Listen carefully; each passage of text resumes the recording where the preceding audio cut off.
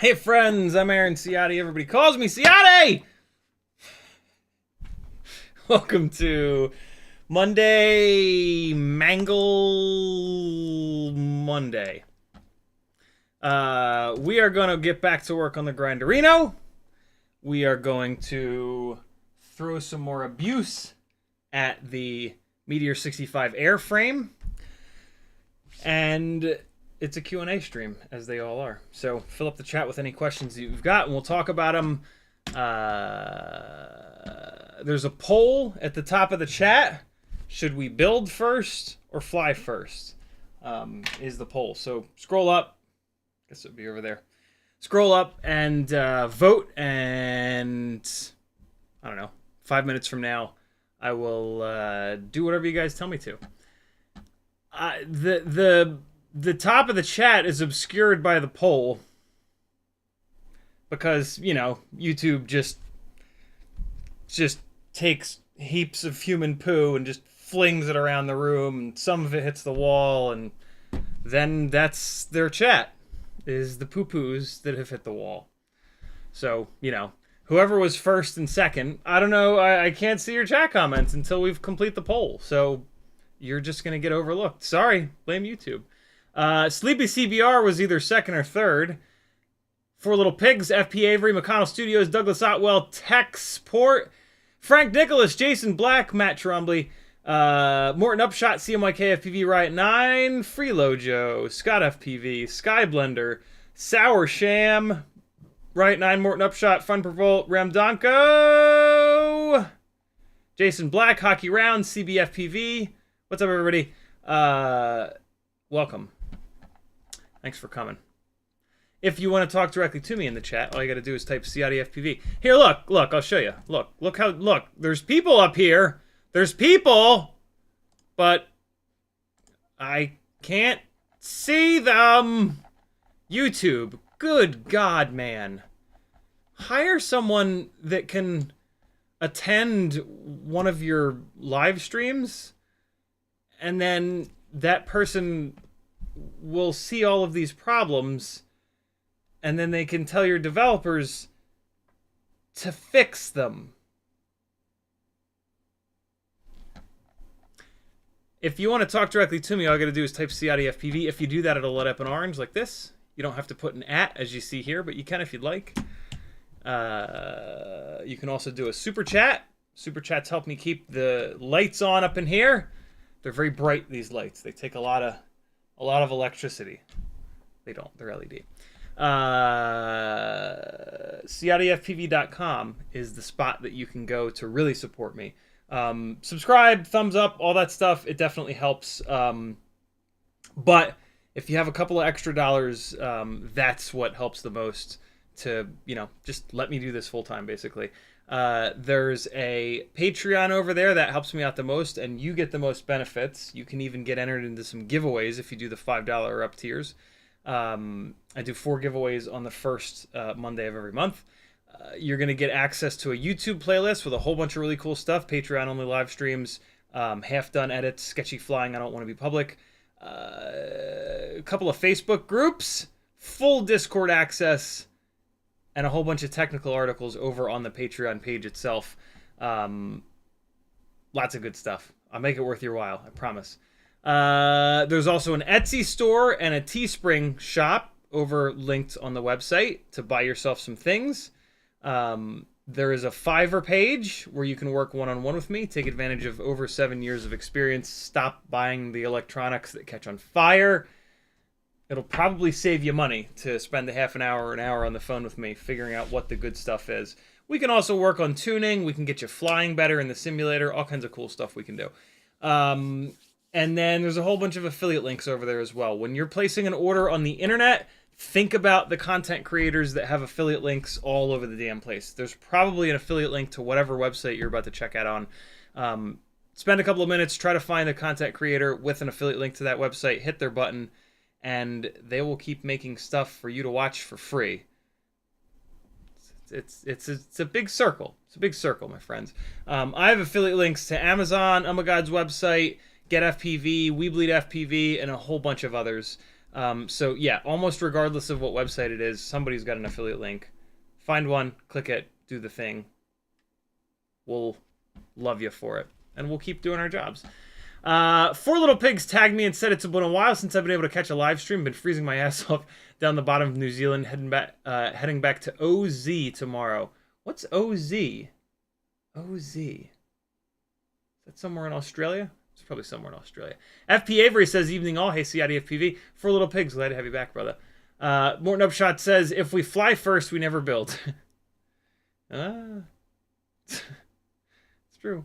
CMYK says, yo, what's up, Gangly Gang? And CiottiFPV. He's also dropping the CiottiFPV.com link. Thank you, dude. And Freelojo is dropping the Patreon link. Thank you, homie. Skyblender says, yo, lawn darted 3 quads this weekend and fished one out of 15 feet of blackberry bushes. Hope yours weekend was better than mine. At least you got him back, I guess, I thought you were going to say that you fished another out of a pond or the sea or something like that. So, yeah. Some weekends be like that. Rabdako says, Anakin Jr., it's working on ARM. Don't know how to do that yet. CiottiFPV. Hi all. I'll flick out very soon. Huh? It's working. Yeah, little Anakin. It's working. Morton Upshot says, not just human poo, it's whatever is available. It's true. Animals, plants. Jason Black says, is your browser up to date? It is indeed. This is a constant thing. It's YouTube's live streaming service has always been a mess. And their chat is just particularly bad. Jason Black says, 3 dots, dismiss poll. Well, yeah, I don't want to end the poll yet, though. CBFPV says, I'm looking to get a tiny whoop, and I wanted the Mobula 6, but my friend's Mobula 6 keeps having problems connecting with the ELRS. Are there any other tiny whoops that compare? Not really. The Mobula 6 is actually the most reliable that I've ever found. Tiny whoops are extremely... We expect tiny whoops to be extremely inexpensive, but when you think about it, they have all the same components as all of our other rigs. Flight controller, ESC, with MOSFETs and a gyro and all that shit. There's a receiver on board. There's a VTX on board. Just because it's shrunken down doesn't really mean anything. Like the cost of the materials used to make these PCBs and just all of our components really is practically nothing. And so when we when we build a 10-inch Cinelifter rig and then we build a tiny whoop, like, I guess Cinelifters are a bad example. When we able to build a 5-inch rig, because, that's a popular thing. Cinelifters are not very popular, so the parts are more expensive. But, like, a 5-inch rig, you could put one of those together for a really high-end one for, like, $250, $300. Tiny whoops are significantly less expensive than that. But if we wanted a tiny whoop that had the same kind of quality control and just quality in general of a 5-inch rig, we would have to spend like $200-$300 on one, and nobody's really willing to do that. Newbie Drone has had the Acrobee AIOs for a long time, and they've been premium AIOs that are more expensive, and most people stay away from them because they're expensive. So we have voted with our dollars over the past 7 or 8 years, and we've shown the manufacturers that we want tiny whoops to be impossibly cheap. And so all of the tiny whoops that we've got are a hot mess. And the Happy Model Mobula 6 ELRS is the least hot mess that I've been able to personally find, and I've tried damn near all of them. Most of them I've tried multiples of all of the different options. So yeah, welcome to the game, my friend. It's kind of annoying, but as long as you buy your Mobula 6 ELRS from like GetFPV is my favorite, or Pyrodrone, race day quads as well, although be warned, race day quads will make you jump through more hoops than anybody else if you try to do a return. Newbie Drone, I think We Bleed FPV also does returns. Yeah, as long as you buy them from like a US reseller, look at their return policy. Then if you get it out of the box and it's not working, you can at least send it back and get another one. Yeah, if you order from Banggood, you're not going to really get that deal because you're going to have to ship it halfway. It's going to take, a month to get to you.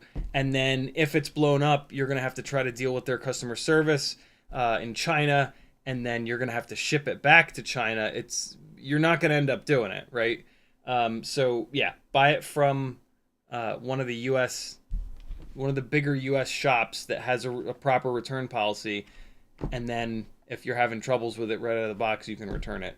But yeah, we did this to ourselves, unfortunately. But I've actually not had hardly any issues with the Mobula 6 ELRS.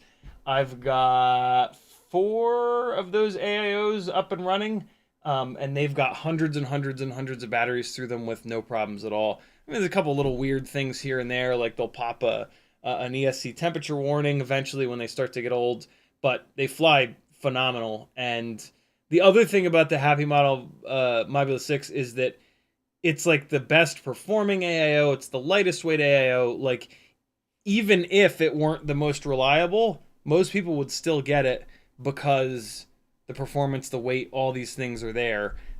Whereas pretty much all the other AIOs will at least have like one or two things that you're just like, what the what? So, yeah.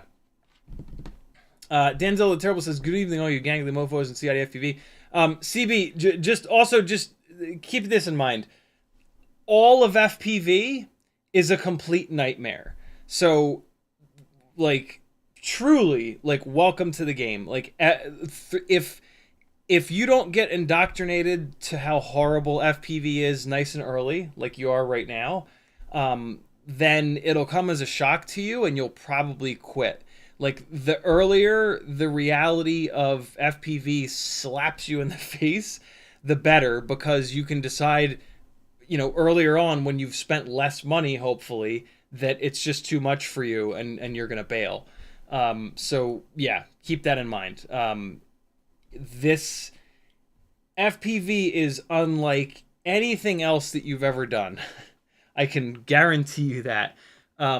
And one of the main reasons is that it's just so incredibly grassroots and DIY and like, yeah, it's super frustrating. But what's cool is the people that have survived and the people that haven't quit are a really unique group of stubborn ass motherfuckers. And it's a really cool community. So, if you have it in you to stay with it, it's a cool group of people that have all been through Stockholm Syndrome and somehow came out the other side alive. So, you know, welcome. Ramdonko says, listened in but didn't see the 4 rigs from previous. Good health, you and all in chat. I'm gonna close the poll out here because it's 10:20. Build won by 66%, so we're building first. Morton Upshot says, got to shout out Tiny Whoop for their customer service. They were awesome when my HD Mobula 7 was unflyable out of the box. I'm so sorry, Jesse. I forgot about Tiny Whoop as well. Yeah, tinywhoop.com, We Bleed FPV, Get FPV. Those are the and Newbie Drone. Those are really the top ones. And then Pyro Drone and Race Day Quads. You're gonna have to work harder on the return side of things, especially with RDQ. But if you stay with it and if you take enough pictures for them and if you scream and yell enough, they will eventually let you return stuff. CBFPV says, true, I bought 2 baby apes and both ESCs lit on fire after a couple of weeks. Of course, Darwin FPV claims it was my fault and won't replace them. I'm not quitting that easily. Yeah. In fairness, though, in fairness to the manufacturers, I'm sure that most of the return requests that they do get are people's fault. Maybe not most, but and to be really honest, CB, like, I know that you think that it wasn't your fault, but when you're new, you just don't know, and it very well could have been your fault.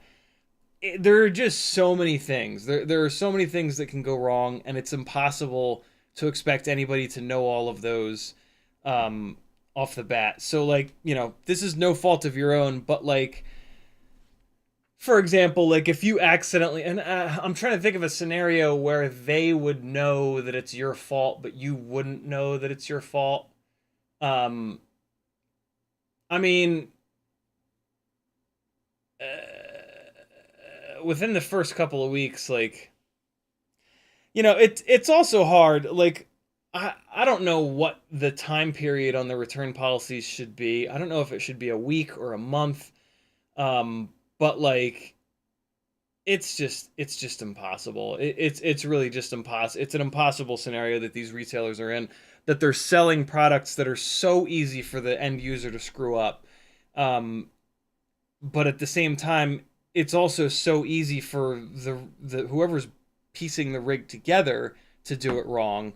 And, like, you know, none of these resellers, none of these manufacturers have parking lots filled with Ferraris, right? Like, nobody's making any money in FPV. not nobody, but most people are not making shit in terms of money in FPV.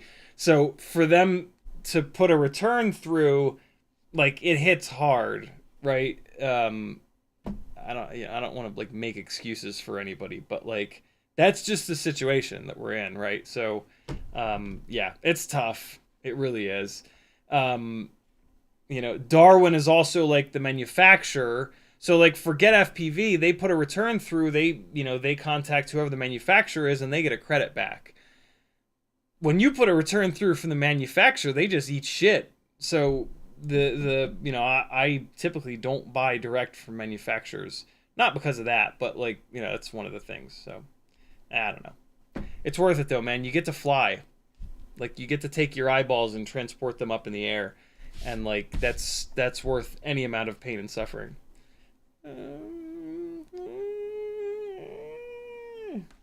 Maybe. Hi, buddy.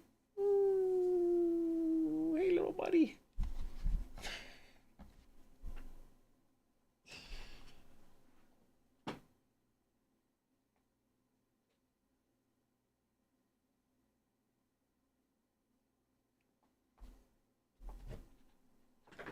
Let's do this properly.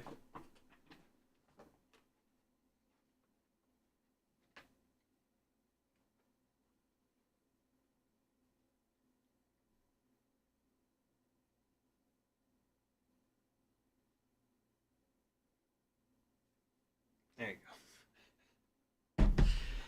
go. All right, yo.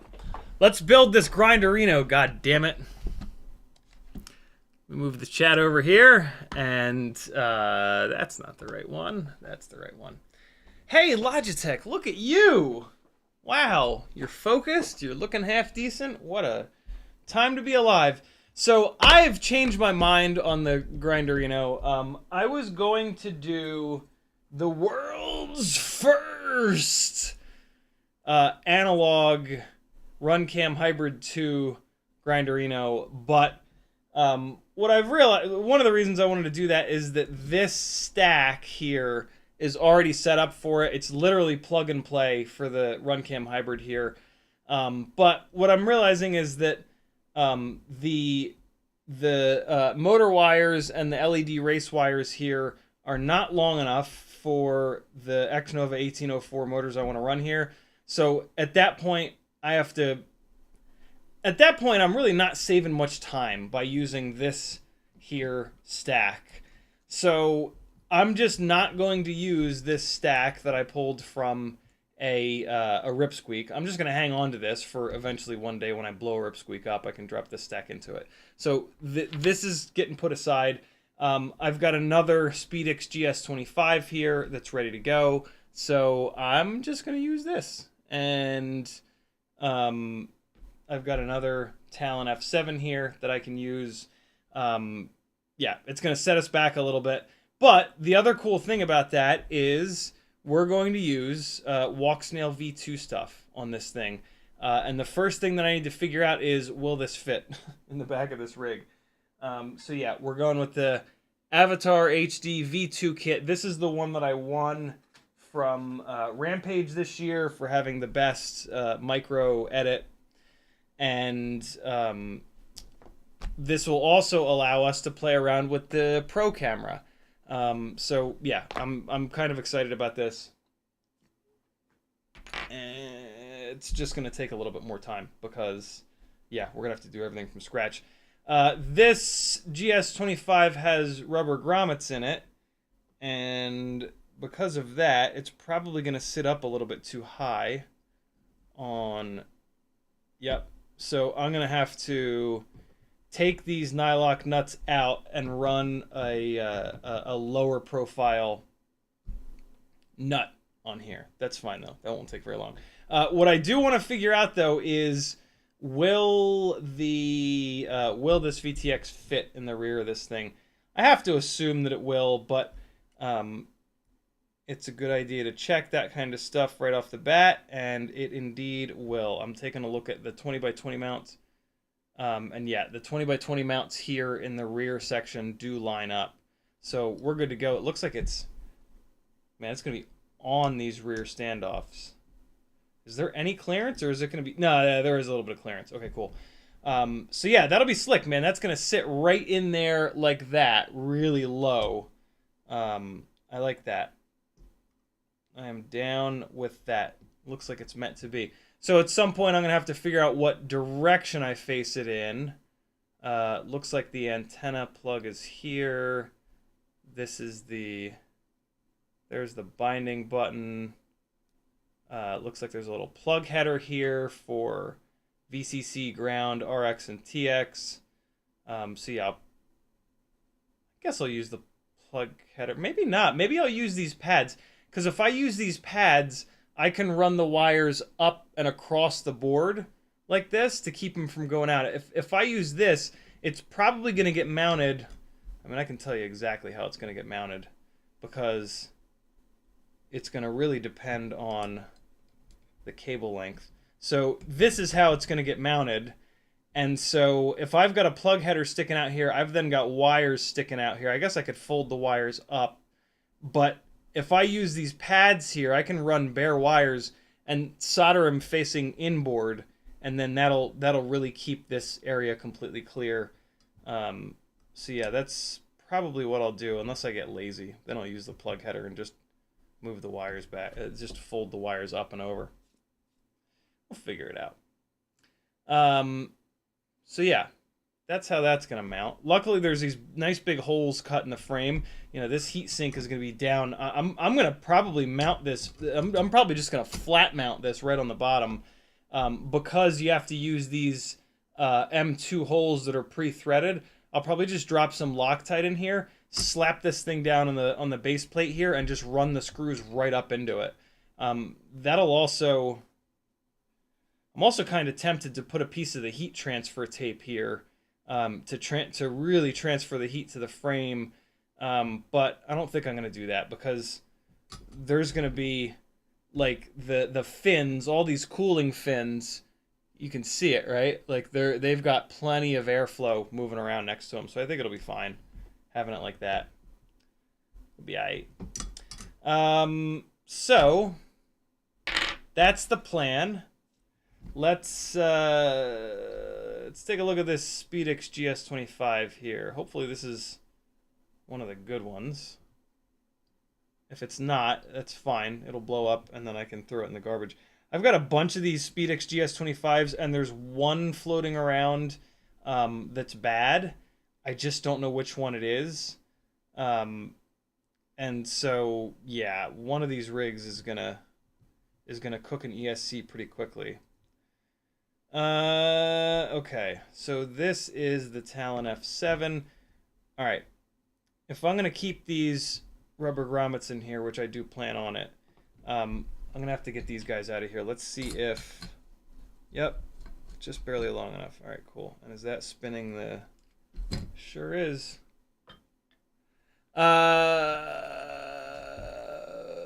Morton Upshot says, putting your eyeballs up in the air, that's about the best explanation when someone asks what you're doing at the park flying around. It is indeed.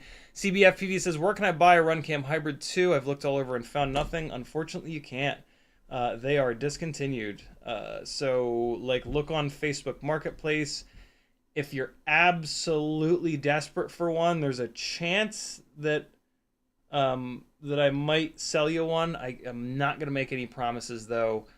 But, yeah. There's a chance that I might be willing to sell you one.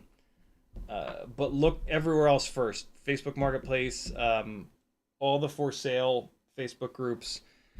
Just search for RunCam Hybrid. The Hybrid 1 versus the Hybrid 2, there's really no reason to get the 2. They are really the same thing. They claimed to have improved some things, but I didn't see it. Jason Black says, measure screw length before committing that VTX. So the M2 holes are closed in the back. So it'll be pretty simple. Like I'll feed the screws up through here. If they bottom and the thing is still moving around, then I need to go with a shorter screw. The screw holes are kind of shallow, which is a little bit annoying, but I've got every single size screw imaginable, so I'll be able to find the right one. Yeah, we'll be alright.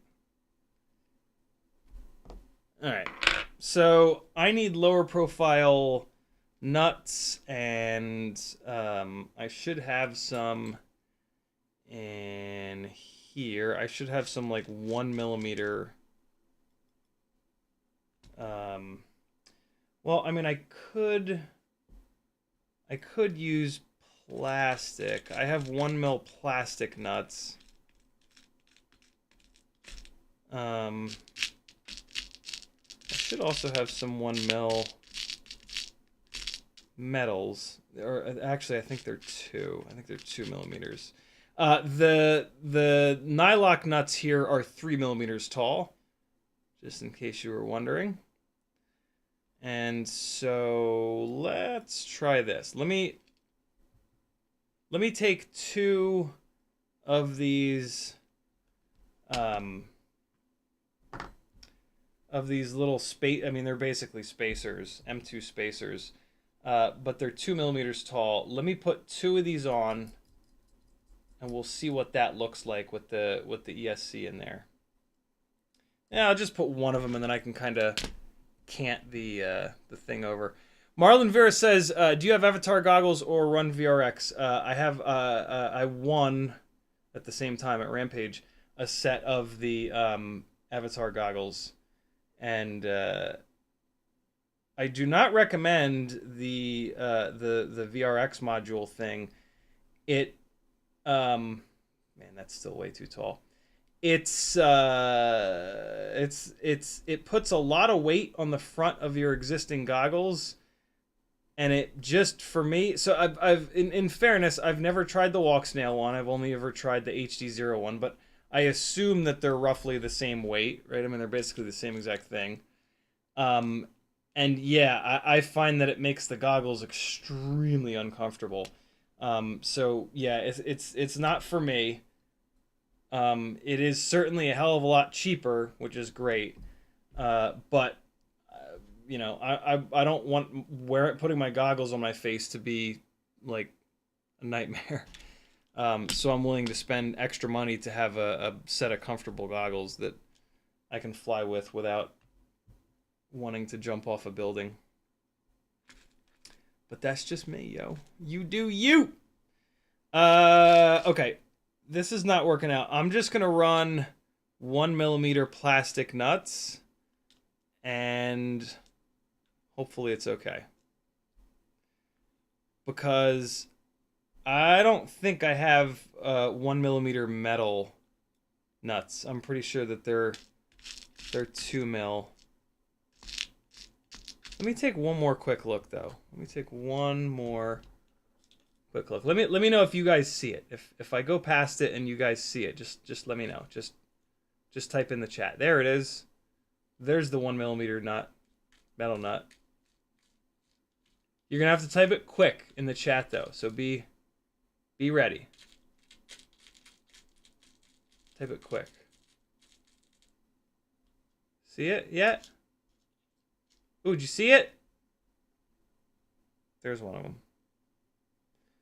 All right, let me take a look at this metal one next to these little yeah, no, it's like,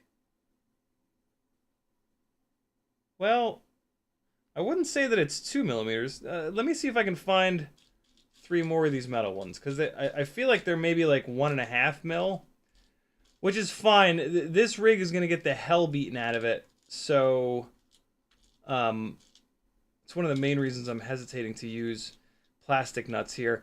I mean, the way though that this is holding the upright, nah, you know what? I'm going to use the plastic nuts, because there's really nothing that's going to put a downward force on these screws that would make the plastic nut strip out or something like that. Marlon says, also, shouldn't you soft mount the VTX? Not really, no. I don't know of... I've never really heard of anybody doing that. Pretty much all VTXs get hard mounted. The only real reason that we soft mount the main reason that we soft mount the flight controller is that there's a gyro on it. And that gyro pretty much needs to have some amount of mechanical vibration damping. You're seeing a lot of soft mount grommets on ESCs because they're desperately trying to get ESCs to last a little bit longer. And so they're kind of throwing shit at the wall to try to figure that out. It's a good idea in theory. Especially with with an ESC, with all the chips that are on there and the amount of heat that it gets put, the amount of heat cycles it gets put through and shit like that. But yeah, I've never seen anybody put soft mount grommets on a VTX. I mean, it might help. It might help the VTX survive longer. I mean, I doubt that it would hurt it. But yeah, nobody's doing it. I mean, I would love to see all these components be soft mounted, truth be told. Just because of how much abuse that we put them through. But, manufacturer's gonna do what the manufacturer's gonna do. Okay. Here we go. It's almost time to see if 1mm nuts are the right thickness. I'm pretty sure they are because the rubber grommets act like spacers that are in this ESC right now. This ESC does not come with rubber grommets. It comes with M2.5 sized holes, and those just happen to be like the perfect size for Tiny Whoop flight controller grommets to fit in, and then they adapt it down to 2mm. A little life hack there. All right, just getting a little bit of tightness on these nylon nuts. All right, last one.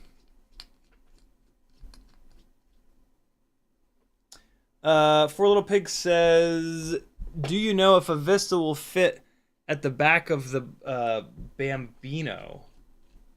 What's the Bambino? Does Bubby have a frame I don't know about? Is that a Bubby frame? Bambino. What the hell frame is that? Hold on, I'll look it up in a minute. Bambino. Yeah, that is not ringing a bell. I can't imagine that iPhone would correct Grinderino into Bambino, although maybe. If you're asking about the Grinderino, then yeah, easily a Vista will fit in the back of it. It's set up to hold any of the HD VTXs, so pretty much insert name of VTX here, it's going to fit in the back of this thing. All right, there we go. Let's see if it's got enough clearance. Clearance? Oh yeah, easy. Easily enough.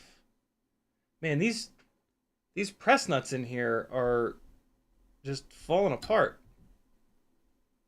The metal of these press nuts is just not holding up all that well. I don't understand. Yeah, kind of weird. One broke on the last stream and another little piece just broke off on this stream. Strange. Okay, yeah, so this clears beautifully with these little 1mm plastic nuts. There's actually, I could actually put this, no, not quite. Nope, this is perfect. This is the perfect amount of clearance. There's like just under 1mm of clearance between the bottom of the plug header and the base plate right in there. And that's exactly what you want. You want a little bit of clearance so that on hard hits, when these grommets flex, it can move down without the plug header hitting the carbon. But at the same time, it's nice and slammed so that you can keep your deck height nice and low. And so, speaking of deck height, as long as I can get this... oh yeah, we got plenty of room. Yep, so these screws that I used to mount the stack with are the correct length. So we can dive into the ESC wires, or we can skip and build kind of like middle out. Let's do... Yeah, let's build middle out. Ramdongo says Ram Bam Bampoline frame equals indestructible. What frame is that? Ram Bam. I think that might be a frame inside of Ramdongo's mind. Good God, this thing is stout. A stout little devil. All right, so let's start hooking up wires to this ESC. What are we doing? ELRS on this? We got to do ELRS on this, don't we? Yeah. Now, yo, let's build center out. I've been building center out for a while now. Let's stick with it. It's a different way of building. I think it's a better way of building because, like, we get all, you know, it kind of makes sense, right? The ESC sits on the bottom, so we put it down, and then we put the wires to it, and then we put the motors on the corner. But now you got these big gangly dumbass motors on the corners that make it harder to, like, get all up on there.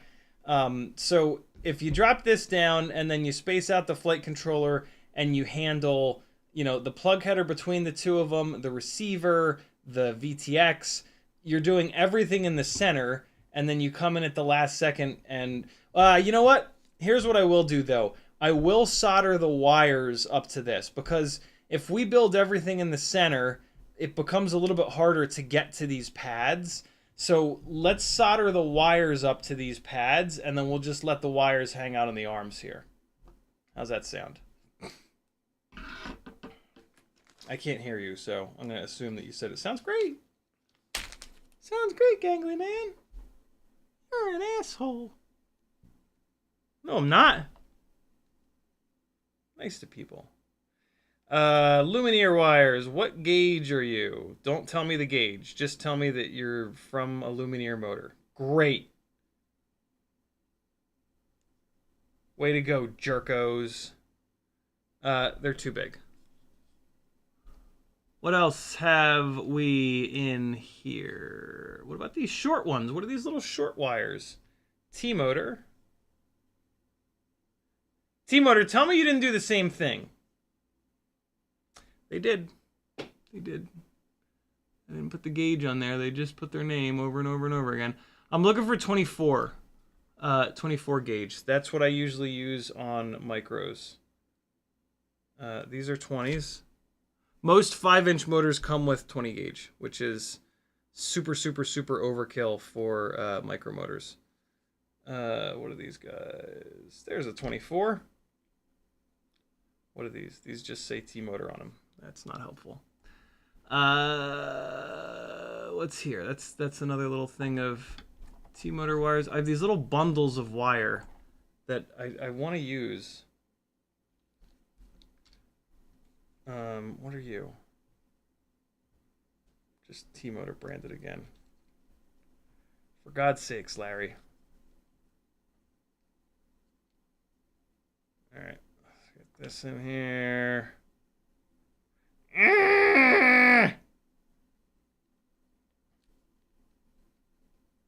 Get in there, yo. All right, now I know why I didn't put these in there, because they won't fit. Do I really not have any 24 gauge wire up here? What world am I living in? I used to have a whole bunch of it. Am I using wire that quick? Look at this purple wire. What are you, purple wire? 20? No, it's 24. Do I go purple on the Grinderino? I'm going red motors. Let's do purple wires. Yeah. 1, 2, 3, 4, 5, 6, and I can cut these guys in half. Although it's going to be purple wires to a black. No, let's save the purple wires. I'll save the purple wires for when I use the motors that have the purple leads on them, which are iFlight motors. Well, I think I'm going to have to go in the other stash for 24 gauge wire. This is 18 gauge wire. This is from the 2407 motors. All right. Well, we're going in the stash. We're going digging. Okay. Put you there. Put you back in there. That's a good piece of shrimp wrap. The shrimpiest of all the shrimp wraps. All right, cool. So we're gonna go into the, nope. It's this guy, and we're looking for 24 gauge. Wait, what's this? What are these 3 wires sitting up here? They're T-motor wire. That's great. That's all we know, though. All right, put this over there. Bob Bruce says, did a little gorilla whooping in Vegas this weekend. It was pretty fun. It was hard to find a place to sit without people. Hopefully make a little video out of it and share. Very cool, dude. Can't wait to see that. That'll be awesome. Off Axis says purple wires and purple nuts. Yeah, I know. I got the purple nuts on there. I'll probably switch it to black nuts. Who knows, though. 24 gauge. All right, so let's get a bunch of 24 out of here. That looks really thin to be 24. Wow, it is though. The insulation is very thin on this little wire here. I don't know why I have so much 24 gauge wire in here. What are these? Are these 24 as well? They should print it a little bit less legibly. You know what I mean? That would really help things out. Man, the thickness of the insulation on some of these is absurdly not thick at all. But these pads are pretty close together, so kind of okay with that. Let me just stack a couple of these up and see if I can figure out which ones have the thicker. Well, you know, no. Let's use the ones with the thinner insulation because these pads are close together, and the pads are going to be really close together on the race wires. So let's use these little skinny bastards. And we got 1, 2, 3, 4, 5, 6. That should be enough because we're going to cut them in half because we just have to do short little wire runs to the LED race wires. So we should be good here.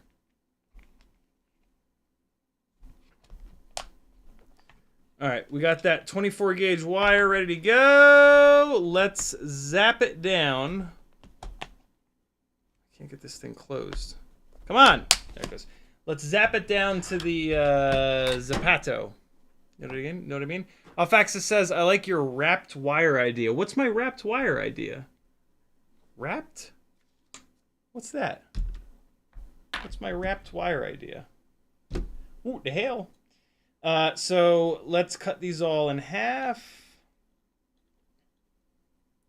They're all basically the same length. So let's just stack them up here. And one of them's a little short, but it's going to be okay. All right. And let's line these guys up here.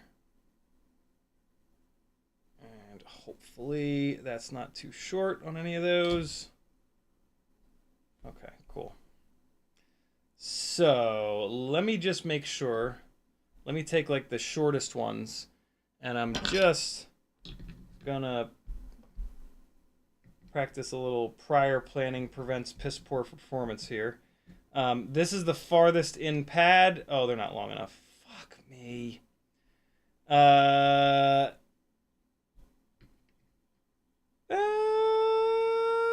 It might be long enough. Let's grab the shrink wrapped organization. Oh, yeah. Yep.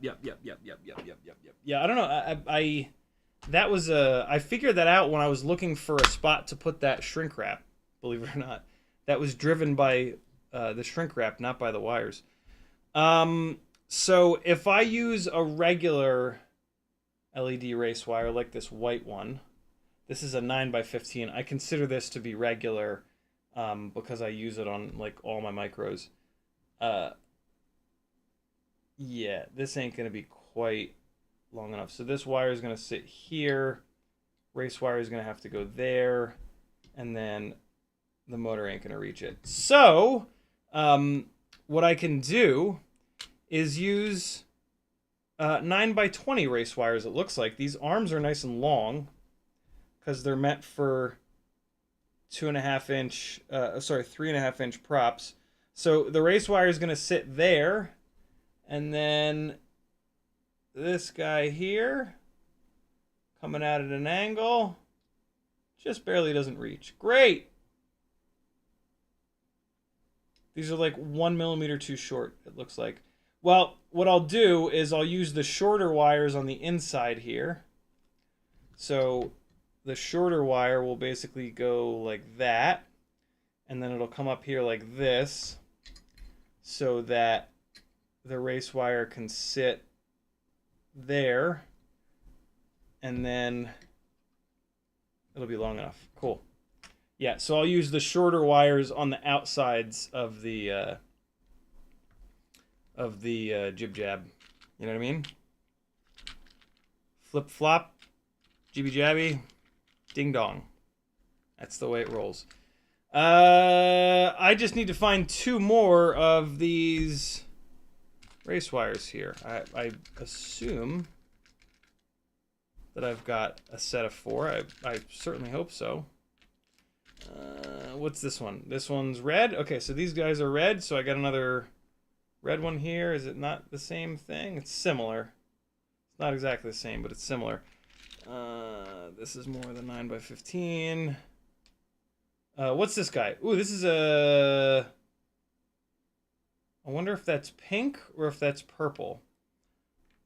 Let's put it aside here. I do have these CL Racing Pyrodrone ones, which are kind of cool.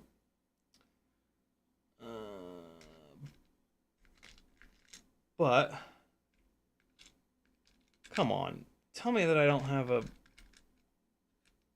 Is this real life? There has to be a 4th one. Is it this? Green? No. Come on now. Don't be like that. Oh,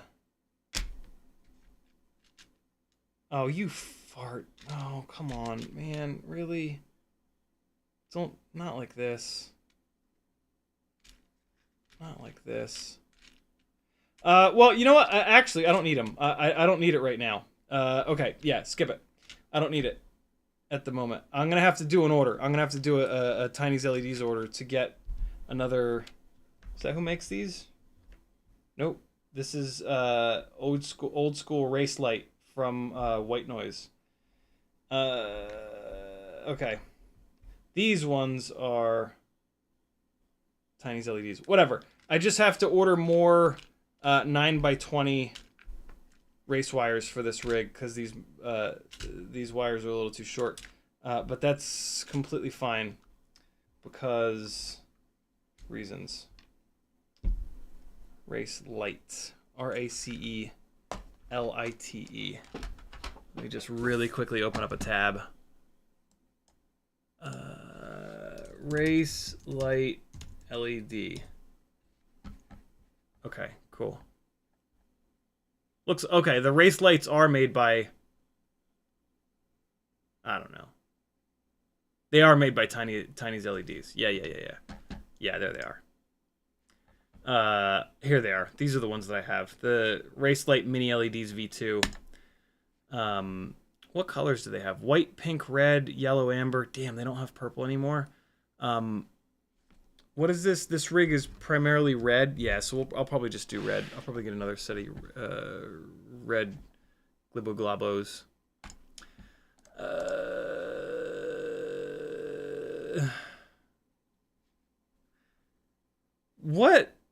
What was the other... What's the other one? Who's the other one made by here? Because I swear to God, there's a... Like, I would love to get them in purple. This is Race Light. I think these other ones that were shrimp wrapped are just the V1s. I think they're just the V1 race wires. Yeah, White Noise FPV. Yeah, so these are just the V1s. Okay. Yeah, I don't know. I'll look around and see if there's somebody else making 9x20s that makes them in purple. I would love to use these 2 reds and then 2 purples on this rig. Or I don't know. Maybe I'll just use all reds. Who the hell knows? Actually, you know what I'll do? I'll see. I'm sure there's a website somewhere that I need to put an order in for something. So hopefully that website will have some 9x20s, and I'll just snag them from there. That's what I'm going to end up doing. All right. For right now, we are going to see which of these wires are the short ones, and then we're going to put those on the outsides here. And then we're going to take the long ones and put them on the insides. And all will be right with the entire world. So we've got short and a long. We've got another short one. Okay, this one's a little bit longer. That's fine. I feel like these 4 are going to be the really short ones. Yes, they are. Okay, so these 4 are going on the corners, and then the rest of these look like they're significantly longer. We'll put the slightly longer ones on the middle. Oh yeah, these are quite a bit longer. So I ain't worried about these. It's these 4 that I'm most worried about. So we'll put those on the outsides. Let's do that first, just so I don't get confused. It happens a lot. Okay, I'm going to, so these have lead-free solder on them. I'm going to add some leaded solder to each one of these. And this is what that process looks like. We're going to bring the soldering iron in from underneath, and then we're going to add solder in from above. So, get the tip of the soldering iron nice and clean, bring it under each one of these, and then add solder from the top. And what you're really trying to do is push the solder in between the strands of wire. I'm going to try to give you guys a better view of this. No promises whether or not this will focus. All right, soldering iron underneath. We've already got a big blob of solder on there. Wire goes on top, and then we just push the solder in from the opposite side. Same deal here. Kind of use the solder to push the wire into the blob, and then push solder through. That's okay. That is too much solder on there, so let's heat it up again. Always remember that solder travels towards the heat. So when you get a big blob like that, all you got to do is use the heat to pull the solder off of it. And then last one here. There we go. This is a silicone mat, so the solder can drop on it, and it just makes a nice little ball. And then you just pick it up. Whoa! Too soon, Junior. It was still molten. It's fucking molten. You guys know what movie that is? Fucking hot lava cake. It's fucking molten. Great movie. All right, there we go. So these guys are now tinned, which basically means that they have solder on them already. The ESC is already tinned because I've used it before. So we just need to tack these guys down on the outsides here. So let me get this camera up as high as it'll go here and point it down as much as I can get it. Okay, that's about as good as we're gonna get. And now I like to go at a complete 90-degree angle with these. Something I'm gonna do though is add a little bit of flux to these pads on the ESC from this super handy flux syringe here. Just do one side at a time. All right. Here we go. So I don't really need any solder on the tip of the soldering iron. Doesn't hurt. But I've already got enough solder on these pads. So, and you don't want to have too much solder. So the smoke is the flux burning off. And that's really all there is to it. That wire is sitting down nice and flat. We got a nice shiny ball on there. I am going to really quickly take my 5X loop and take a look at it. Oh yeah, that's beautiful. All right, so that one went amazing. Now we're going to come on the other side here and we're going to do the exact same thing.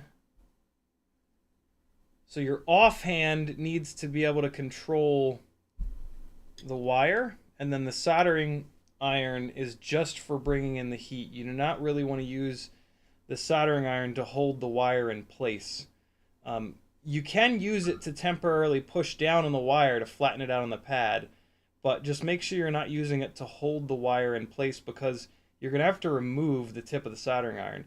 So if you're using it to hold the wire, when you remove it, the wire is going to move, and that's not what you want. You got to make sure that you have the wire in the exact right position. Also, so that it can cool down afterwards. The wire the solder needs to cool down without moving. So that first little rework that I just did was an example of what not to do. I had the wire just sitting there, and I was kind of seeing if the wire would behave and sit flat on the pad, and it decided that the answer was no. So then I had to bring my fingers in and just hold that thing in place, and now we're good to go. Just want to make sure I put a little bit of an angle outwards on these, or not outwards, but towards the direction that they're going, because they are kind of short.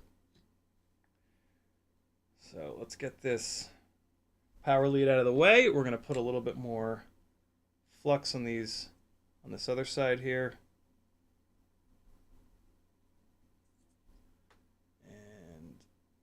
This flux syringe like kind of leaks flux, so there's always a bunch of flux like around the tip. I just have to kind of like rub it off on the pads essentially. All right, here we go. And get this guy in position, rotate the soldering iron so that the flat part of the tip of the soldering iron is what we're using here. Almost there. Let's just push down a little bit. There we go. That's perfect. And then, like I said, I just want to make a little bit of an angle here just to get it going diagonally. And now the fourth one. It's kind of the tough one, but we'll be all right. It's a lot more difficult because I'm trying to do this on camera. If you're doing it by yourself, rotate the work in whatever way makes it the easiest for you. There's usually an orientation that will be much easier to work on. Resist the temptation to be lazy and leave the work in like a weird position. Try to like be on top of it and yeah, have it in a way that you're kind of comfortable. Let's see, I'm in the same. So for as an example of that, I'm going to turn this around and do it on the back side here, just because that's the way my fingers are going to want to go. All right. So yeah, you guys really didn't get to see me rework that, but I just did it the same way that I did all the other ones. So there you go. Let me just make sure that those pads aren't bridging with this 5x loop here. And that one's good. That one's good. That one's fine. And that one's good. I'm actually going to adjust this one a little bit just because I'm going to have these other wires really close on these pads. Let me actually put the nerd goggles on for this so I can actually see what the hell I'm doing. McConnell Studios says, I have some RGB versions of those tiny LED lights I can send you. Make them whatever color you want. So, here is the problem with those RGB tiny LEDs is they, not a problem, but the reason that I don't use them is that they use 3 individual, you know, they use a red, a green, a blue driver chip. I don't know what the hell they're called. And they end up being a lot less bright. The ones that are just one color are hysterically bright. And, you know, I like things that are hysterically bright. What can I say? So yeah, I have those RGB ones on the I have them on the white rig, the Razorback. And that's where I noticed it. I was like, wow, they are really, there is a huge difference in light output with these RGB ones. And I was like, all right, well, I won't get these again. And at some point, I might switch that rig off of those. But for right now, one of the things I love about them on that rig is they're, the PCBs are white. They are Lumineer. Ouch, I burned the shit out of my finger on that one. They are Lumineer LED race wires. And Lumineer does all their PCBs in white, which is really cool. So, yeah, I'll keep them on there for the time being. But someday I might remove them for some brighter white LEDs. Damn it.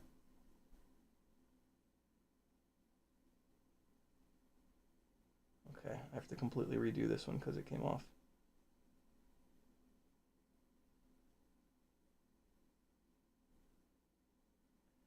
God, I cannot get this one to sit the way I want it to. Come on, buddy. Sit flat on there. There we go. Nope, nope, nope, nope. That was bridged. There it is. Ah, perfect. That's what I wanted.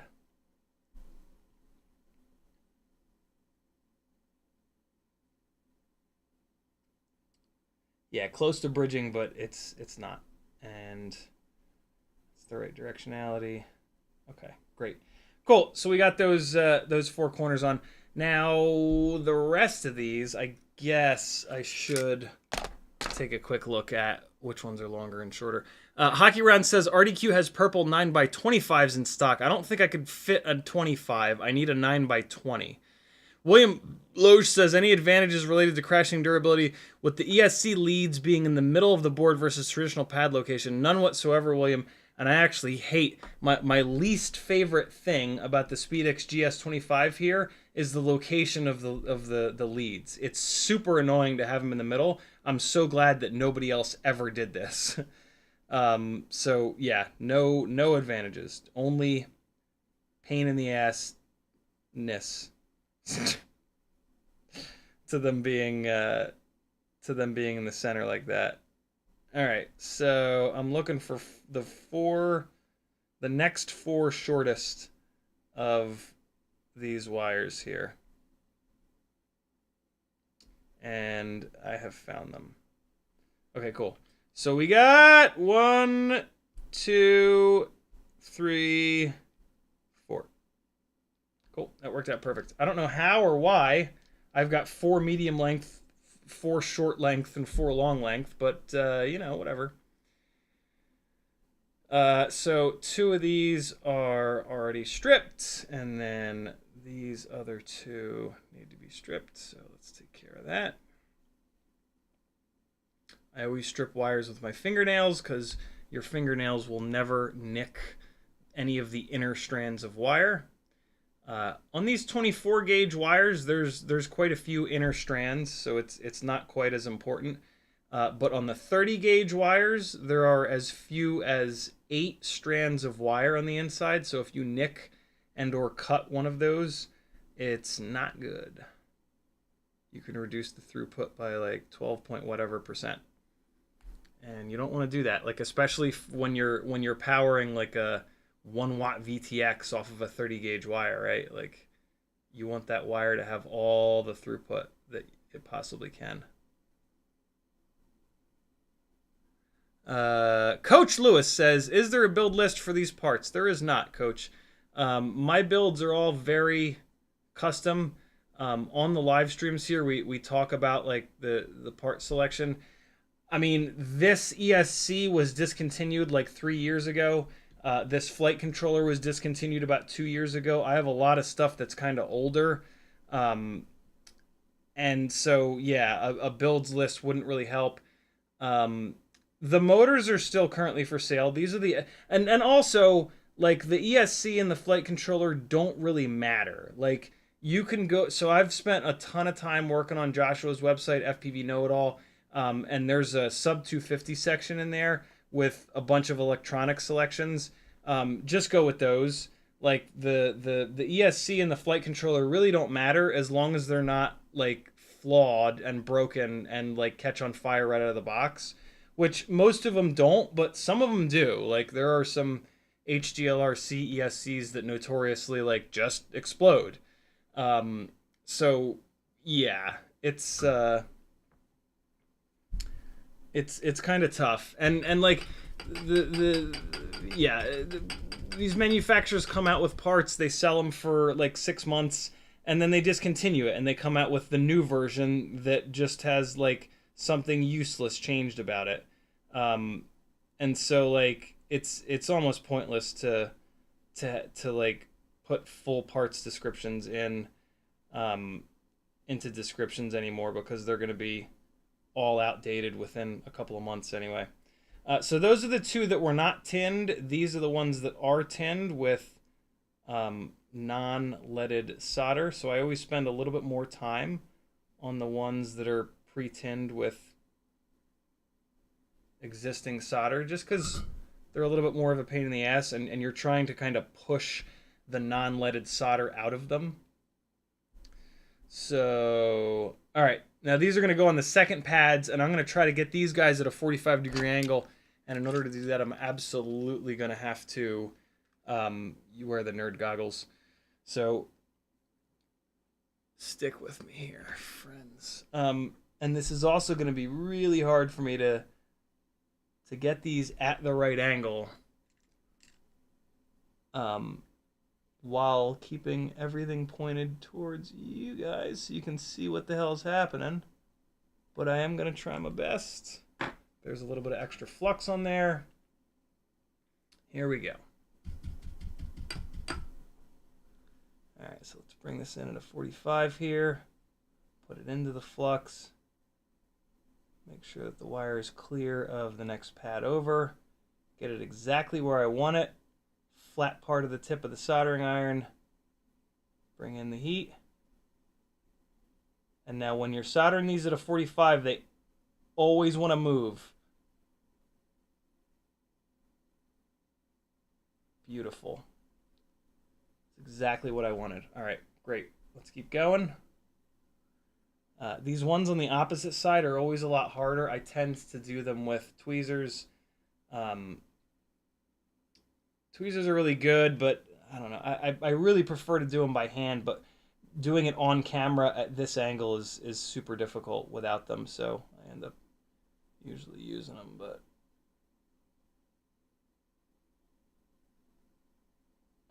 Okay.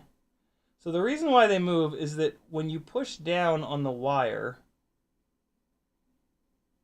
the silicone catches the edge of the PDB, and it makes the wire shift like kind of inwards. I kind of want that. Like I always want the silicone to drop down so that the wire sits perfectly flat on the pad. So that's kind of a good thing. It's a little bit annoying when it does it, admittedly, but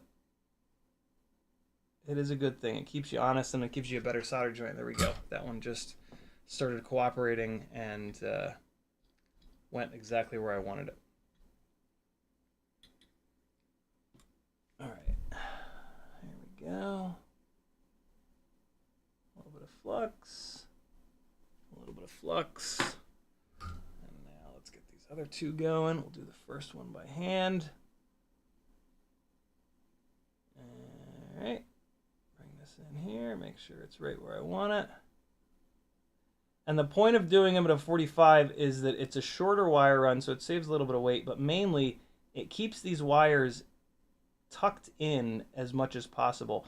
When you're crashing through trees and shit, every single little branch is going to try to rip these wires off. So having them as close in on the body of the quad really does make a difference. I don't care what anybody says. Although I've never had anybody like refute that. It's just most people are not willing to spend this much time on their builds. Only us dummies. All right, let's get this at the right angle here and bring in the heat. After doing a couple of these, the tip of the soldering iron will have a little blob of solder on it. Use that little blob of solder. It transfers heat incredibly quick. Ooh, that one dropped in there just right. So there we go. Little spider action. Is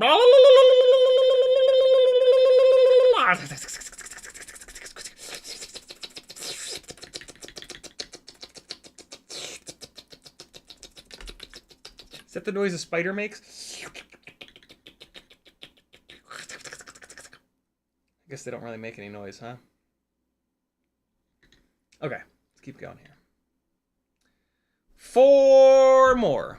And then we'll have millipede. I don't know. It won't be a spider. Look at all this orange in the chat. What's up? Bob Bruce says, I'm running a set of pink race wires that I won from you on my Grinderino. I love that. Makana Studio says, have you tried the Fly High FPV cob strips? Insane bright. You know, I haven't. Because, like, I don't have any frames where I can run those, like, around the ends of the arms. All the frames that I run have crazy arm ends on them, where those cob LED strips won't really wrap. Like I guess I could just run them down here, but, like, it's also, it's like a bunch of extra wiring. Like, the thing that I like most about these race wire LEDs is that you're not adding any extra wire. Right, they're just in line. They accomplish the same thing as the regular race wires do, which are really handy. It makes changing out motors a lot simpler. So yeah, like those cob LED strips are really fucking cool, and like I really do want to put them on at least one quad. But yeah, like I don't know. I just haven't used them yet. I want to though, man. I want to find a rig that like has the perfect arm ends for them, or it's got like the perfect spot to mount them down the body of the quad or something like that. I'm just like waiting for that perfect build for them. Whenever I see people flying with them though, I'm like, fuck, dude, those are so cool. But apparently they don't hold up all that well in crashes either. So like for me, that would end up being a nightmare because I would just break them all the damn time. Makano Studio says he's using cob LEDs in his artwork now. Yeah, I've noticed that, man. Holy Christ, it's cool looking. I've seen that on Instagram. I'm like, yo, so sick. Riot9 says when explaining the build list to Coach Lewis, stop short of saying motor size KV, as that may be relevant to the build. Thank you, dude. Much appreciated. So these are X Nova 1804. 3500 kV motors, and they are the M5 nut ones. These are only sold on Pyrodrone. They are hysterically durable. They are hands down the most durable micromotors I've ever found, and this build is going to get the shit kicked out of it, so they're a really good mix.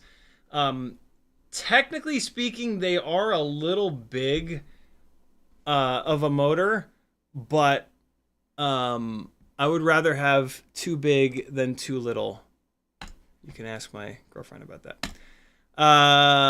Izzy Boops in the house. You are now a moderator. Do me a favor, don't moderate. We've got plenty of moderators here. I just wanted to do that so that your name would show up in blue. Yeah.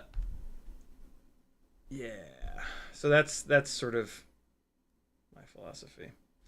A Grinderino build would work totally fine on like a 1404. I just don't know of any 1404s that are durable.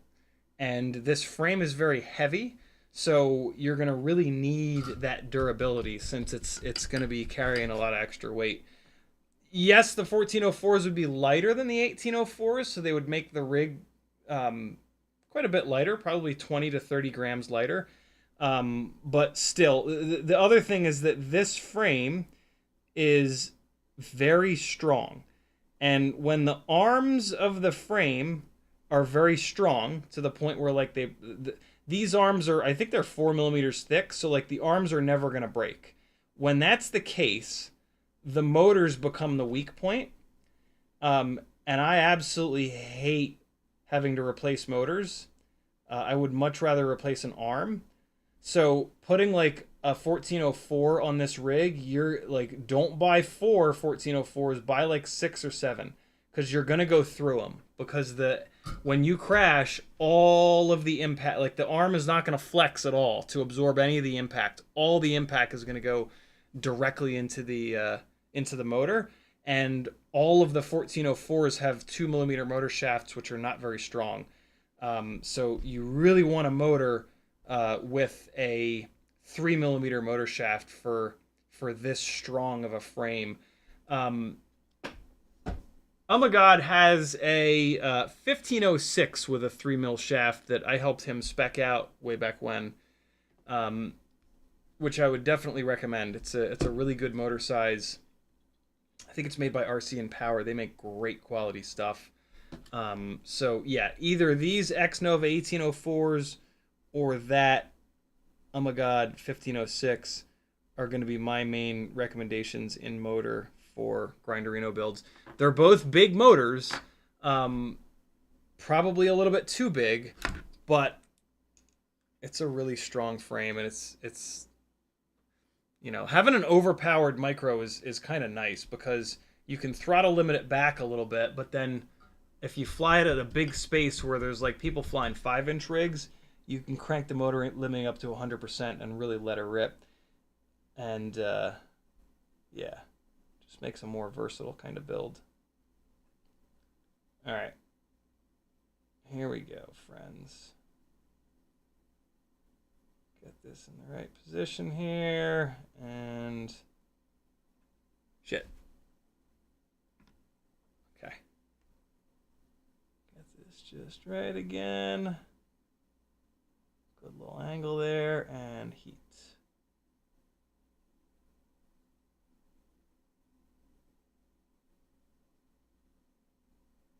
Shit.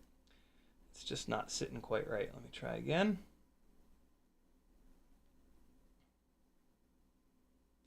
It's wanting to kind of walk to the side a little bit. I want it to go up, basically.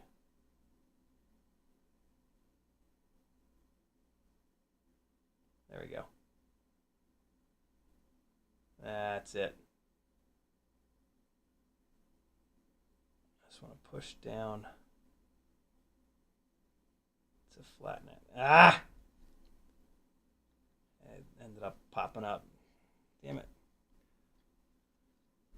Stay where I want you to, little fella. Is it good for your home?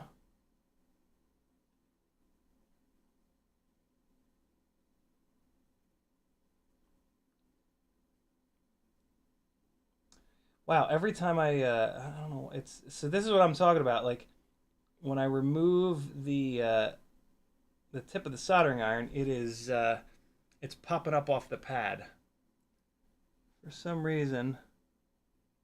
Or it might just be a situation where there's not enough solder on there. So that's me adding a little bit of solder. Now let me try it again. And there it is. There it is. Cool. Got it. I don't know why it was doing that. That was a little weird. Alright, so this is going to start to get difficult because I'm all up on top of myself. I'm just going to have to give you guys this angle here. Ow, I just touched my finger with this soldering iron. Not smart. Alright. Got it right where I want it. Okay, so that's kind of in the right spot, but not really. Come in here with the tweezers and see if I can get it just right. Sometimes I'll just do like what I just did, like kind of just tack it down and then come back in and rework it real quick. You really want to try to not rework stuff. You want to try to put as little heat into these components as possible for obvious reasons. But I don't know, sometimes it'll be at like a funny angle.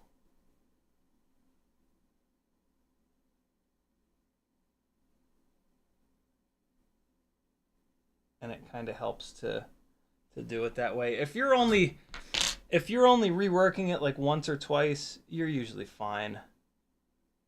All right, that looks good. Let me just make sure they're not bridging. These pads are very close together. Nah, we're good. Plenty of room. All right, cool. Two more. And of course, those are going to be on the annoying side, but that's okay. We're going to get it. A little bit of extra flux here. Okay. Nerd goggles back on. Off axis says spider action clip. Enjoy. Nice. Okay. Here we go.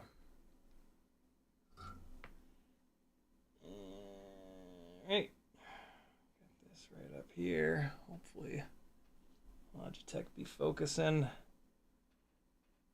All right, get the wire exactly where you want it. Get a little bit of downward pressure on it to get it flat on the pad, and then bring in the heat. And that's it. To give you guys a little bit of a visualization here as to what's happening, the PDB is like this. The wire. So okay, imagine that this is the silicone, and then it stops, and then you've got your exposed bit of wire here, right? My middle fingernail. Think of that as the exposed bit of wire, and then this is the silicone, right? So on the pad, what I want to do is get it down like that. That's what I'm trying to do. If you have it up here and then the wire gets pulled really hard, it's going to try to cantilever and peel the wire right off the pad. If you get it flat like this, if you get it locked in flat like this, and this wire gets pulled, it's trying to pull like flat on that pad, and it's really strong when it's like that. So that's kind of what I'm going through here with. That's one of the things that takes a little bit of extra time, basically. But the end product is much stronger when you get it just right and you do it like that. Make sense? All right. Last one. See if I can get this one on the first shot.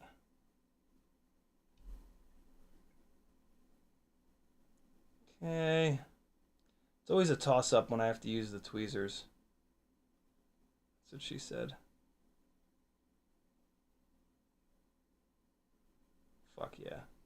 That was a good one. Got that one quick and not all that dirty. So what you end up with, and the way that you can kind of see it, I don't think this is going to want to focus.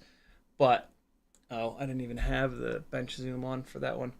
But what you want to see is like the wires just like the silicone is like layered down on the, yeah, it's not really going to show it, but you can kind of see it when you look at it like this. You can see if you got them right or not. You can see by how tall the the wires are kind of sitting. Hard to show you, but it's there. Next time you're working on a quad, do it, and you'll see what I mean. If you don't already, you might already. This camera likes skin tones. It looks for like the color of skin to focus on. It is 11:30. Let's get a little bit of flying in because I do want to put some more abuse into the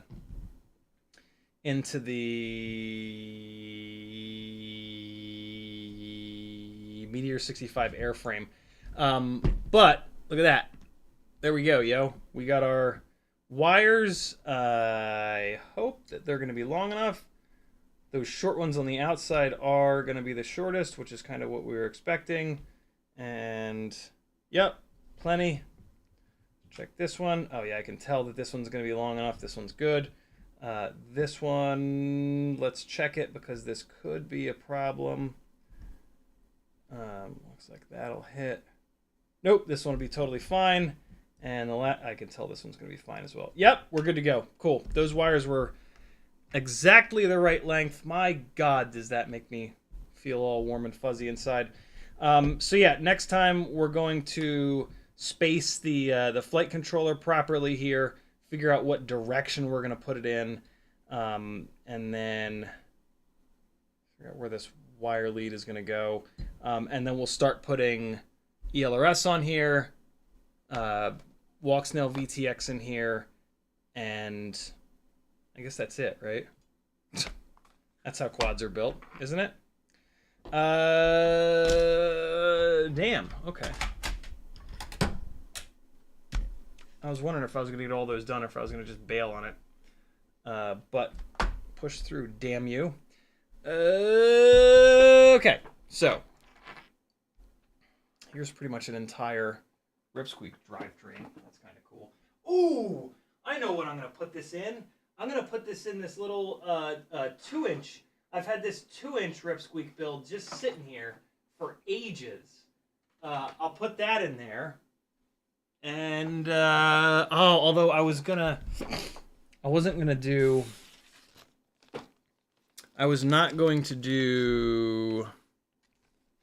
a RunCam hybrid in that. I was just going to do that with regular old analog because that rig is being built to carry the Insta360 Go 2. I'll put the hybrid in there anyway. If I run it without the ducts, I can use the hybrid video. And the hybrid makes a really good FPV camera too, so it's fine. It'll be a little bit heavy with that, but I don't know. I might end up bailing on that and pulling the hybrid off of there, but we'll see. Okay.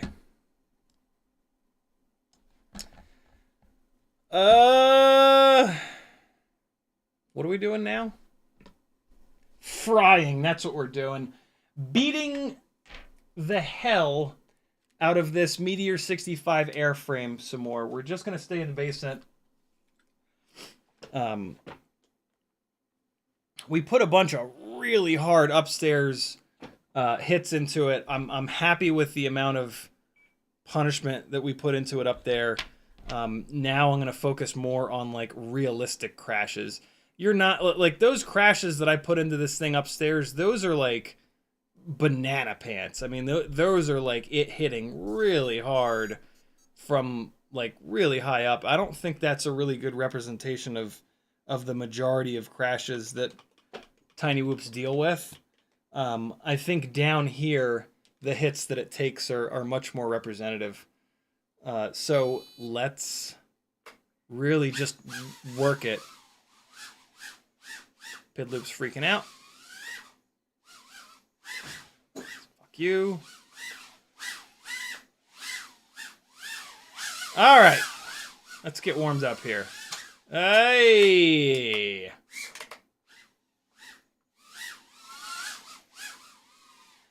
Ah. I thought it would stop sliding. Stop it. So, no. Don't be like that. Come on. Be nice to me. Be nice to me. It's Tiny Whoop. Be cool. No, don't you dare. Hold on. I think that'll be free. Yeah. All right, come on now. Let's get into it here. Oi! Nope. Don't get stuck. Don't.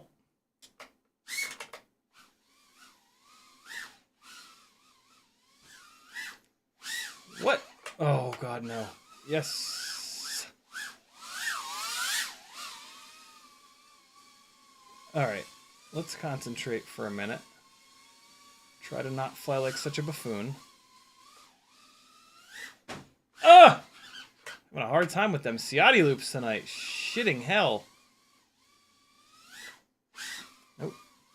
Not gonna get enough elevation for some reason. Oh, this thing is, I'm gonna blame it on this gate being, like, trapezoidal right now. That's the problem for sure.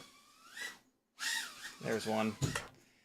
Right into the goddamn wall. That's how you do it. Oh, the newbie join gates always get me. Always.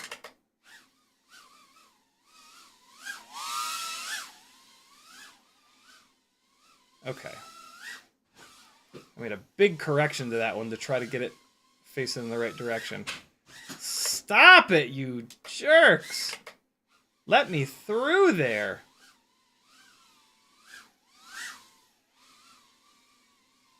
No more mega couch. Ah, let's do it from this direction.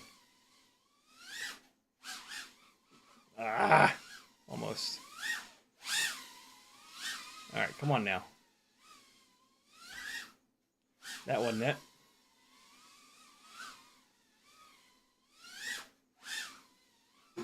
Ah, God damn it.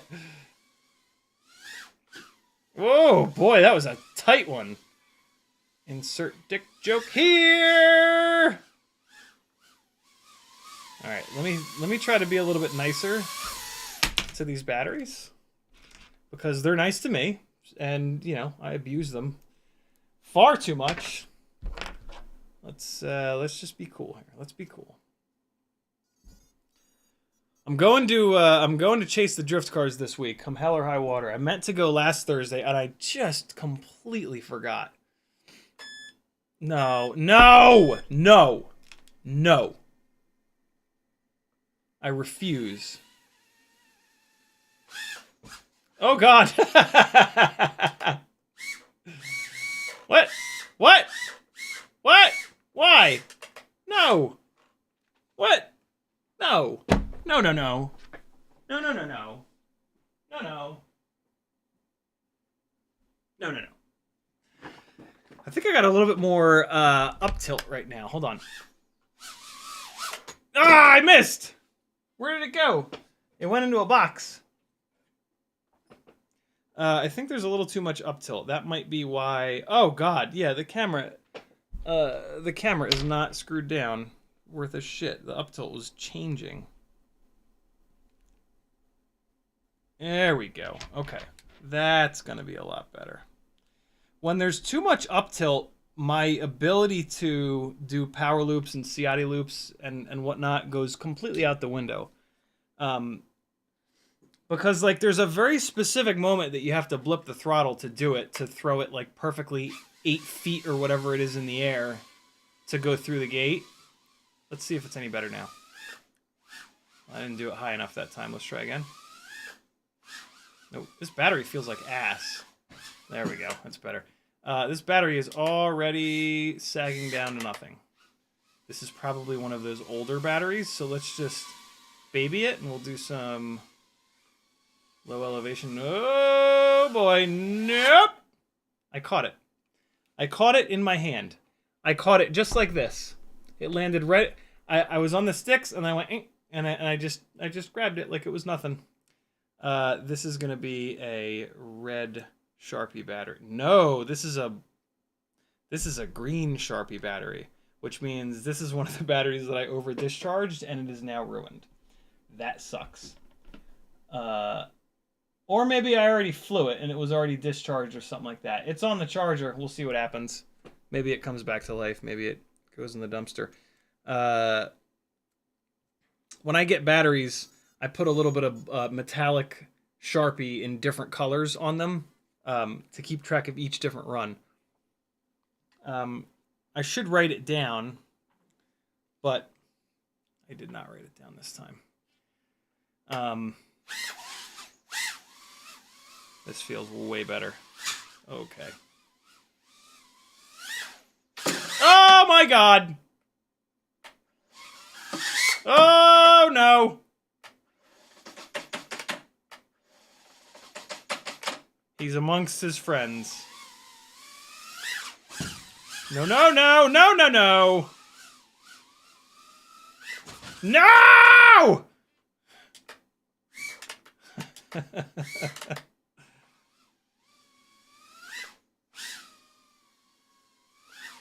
There was one. God, about time. Jesus. Let's go for 2. 2 Ciotti loops. 3 Ciotti loops. We're getting into it. A little bit of Maddie blind dive through the tunnel of death. Let's go for 4 Ciotti loops. Of course not. Of course not. Oh! Simberg tried to eat it, but I said, no, no, no. I'm so sorry for that. Yeah! Oh, you jerk. Oh, almost got in my hair. I'll get my hair cut tomorrow, so this is the last chance to get it tangled up in the hot, hot hair. I do not have to go to jury duty tomorrow morning, which is just amazing. But they sent me another fucking summons for like 2 weeks from now, so hopefully I don't have to go then either, but I gotta wait until the day before to check. Fuck! No! Ah! Oh, almost got the big power loop, Ciotti loop, shitbird, all at once. Let's try it again. Nope. Not even close. That was me forcing it. Never force it. Oh, rejected in the face!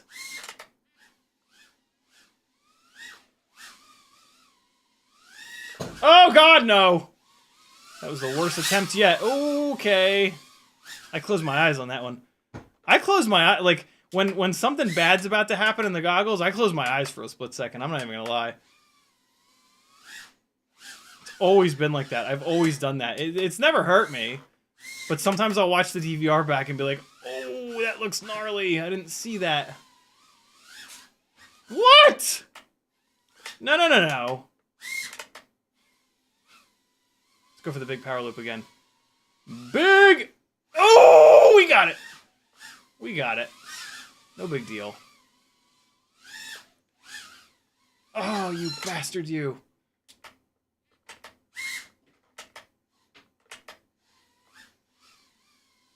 There's the new jury summons there. I just blew it on the floor.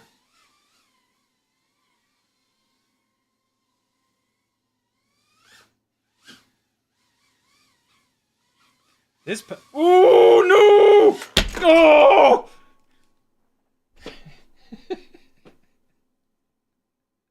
Oh no! No!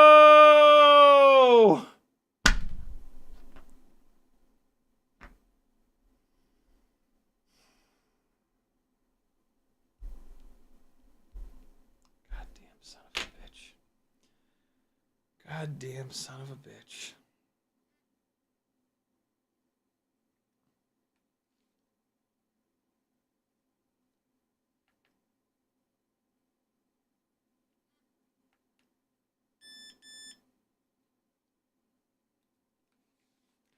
Fuck you.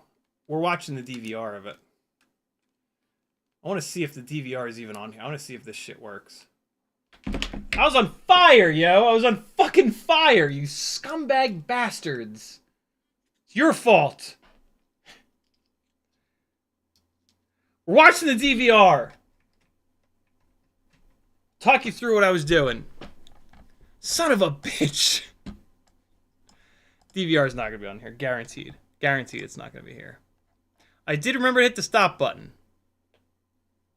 See, yeah, 3.2 megabytes. Yeah, it's not on here.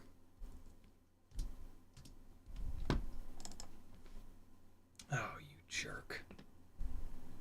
You absolute jerk, you. Was this it? Is this it? Hold on. Hold on. Is this it? Here, let's see. It starts off just in the middle of nowhere. It just starts in the middle of the effing battery. Okay, it's 10 minutes long. This has to be it. What? Why is it? What? 781. Yeah, this is it. 781. The preview doesn't work. Oh, hold on. What? What happens there? What? What? It just goes to 782. Stop. Come on, man. What?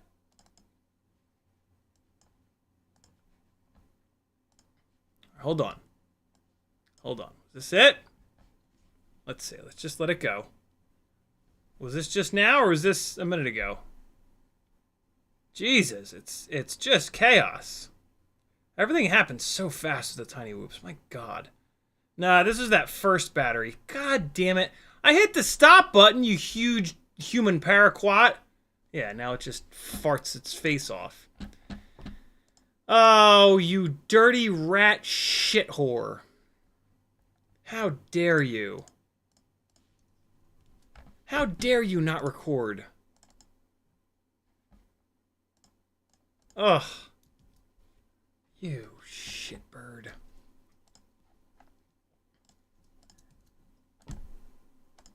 Unbelievable. It might be one of these other files, but whatever. Oh, Fat Shark DVR. Why are you such a shitbird? Like, what is the deal with Fat Shark's DVR just sucking such ass?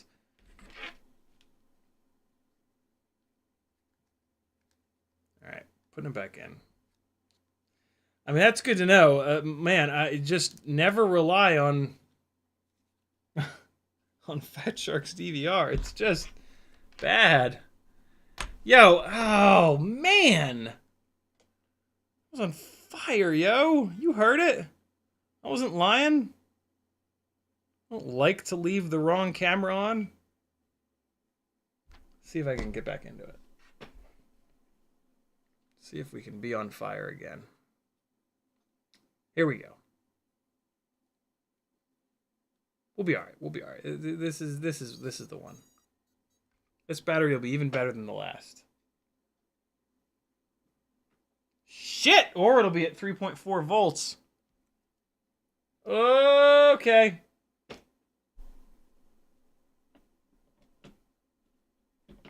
All right. Here we go. Oh, here's a red battery. This will fly like shit. These are the old ones. These are almost all cycled out. Almost all gone. Oh man, I got such a good excuse for this one. This battery is just junk. All the excuses coming at you. Ready? Here they come. Here they come. We good? We're on the right scene. All right. Look at that. 4.27 already. Stop it. Woo!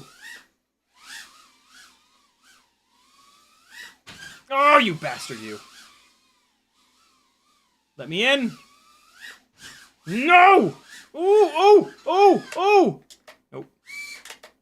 My socks. Those are my socks. Oh, boy. Oh, boy. Nope. Yep. That's what it looks like if you were my butt.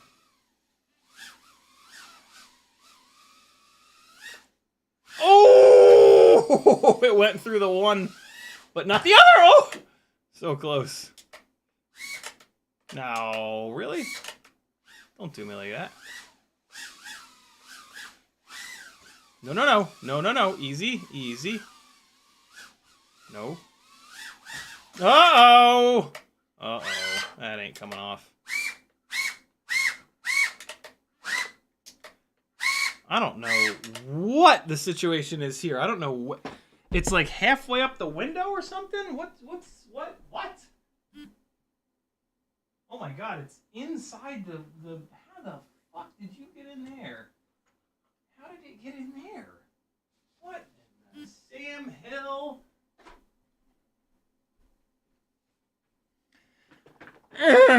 Walks like an old person. Chick with a stick dropping them eggplants. Whoa, easy little fella. No, no, no. Don't you dare make me go get you again. Good little tiny whoop. Oh, suck it, Trebek. Oh! Nope.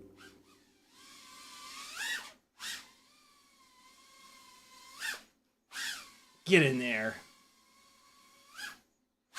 Yeah, buddies. Oh, nope, almost. Nope, nope, nope, almost. Nope. No! Yes! Chill out. Maybe during dive gate, coming at you strong. No, no! Oh, rejected. Oh!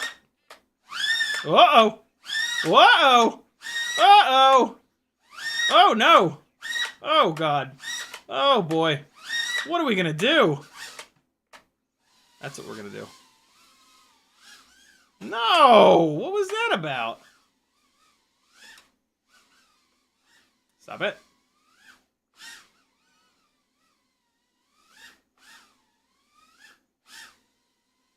It's the most delayed natty flip ever.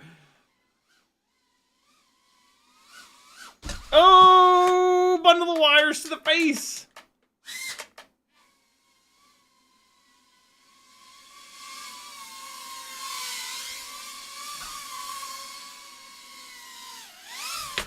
No! He fell on the floor. Bad tiny whoop. No! No! Alright. 11:56. Look at that. A couple more batteries, and then we will shut this show on down. We can hang out again on Wednesday. What are we doing on Wednesday? What do you guys want to do? What can we do? Oh my god.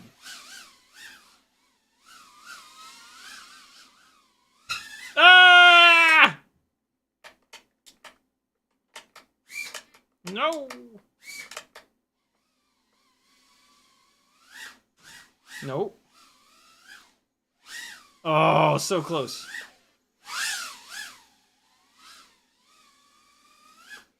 What you know about that? Oh, uh-oh.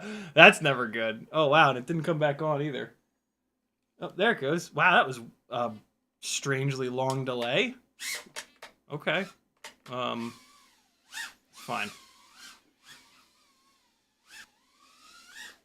That was weird. Oh, I tried to let it fall all the way down through the cube gate. Nope. Little too impatient. Little too impatient. Come on. Oh, I guess I thought that the bar cart would just move out of the way.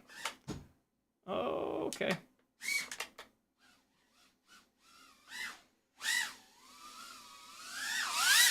Oh, we grooving.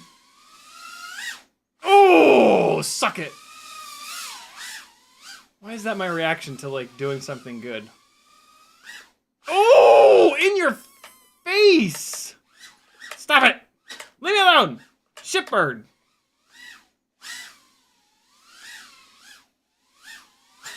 Ooh, that almost hit me.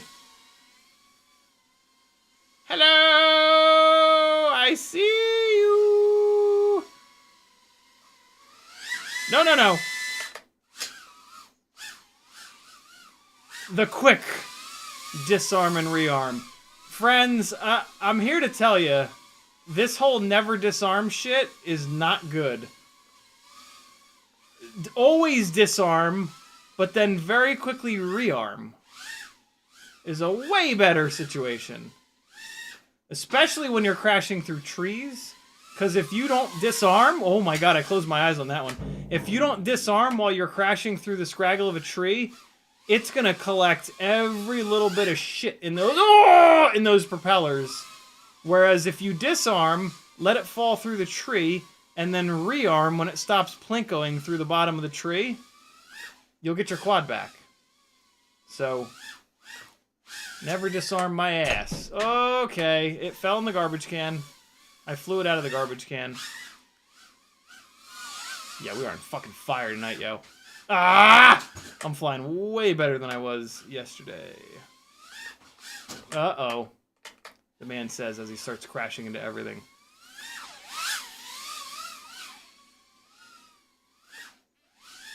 In there. Get it. Twice. Get it again. Do it.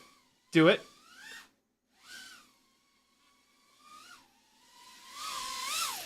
Yeah! We in it now. Come on, another quick one. Another quick one. Another quick one. Another quick one.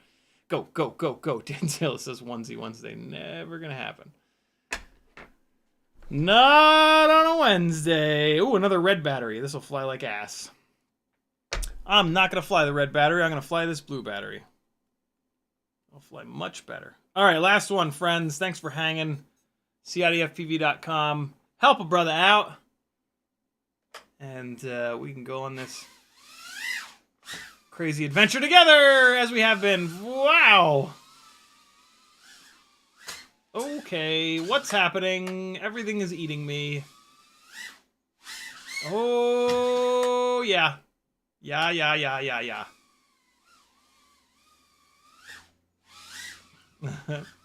I absolutely love that. I really love this gate and then throwing it down through there. That is, like... I think that's one of my favorite things down here. Ooh. Oh, boy. Uh-oh.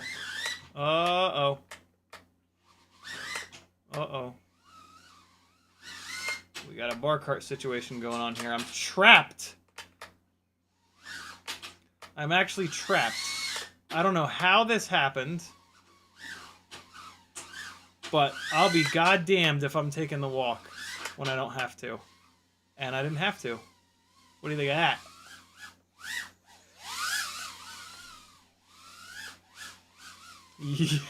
Yeah, yo! Oh, I love when I don't fly like a bag of smashed assholes. Come on. No! Leave me alone! Oh, really? You're gonna do me like that? Stop!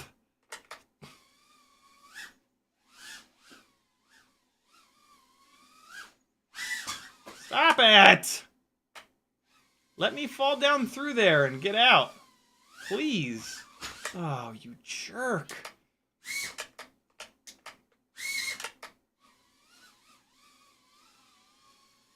We're gonna do it until we get it. Oh! No. No. Here we go. There it is. Is that so difficult? Why? Why does everything eat me? Oh, boy. Oh, the big one. The huge one. Didn't have quite enough chutzpah to keep it off the ground on that one.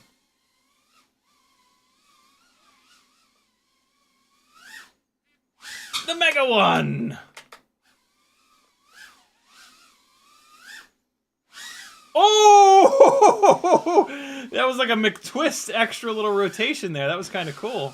I didn't mind that. Ah. Missed it. Stop. Got it!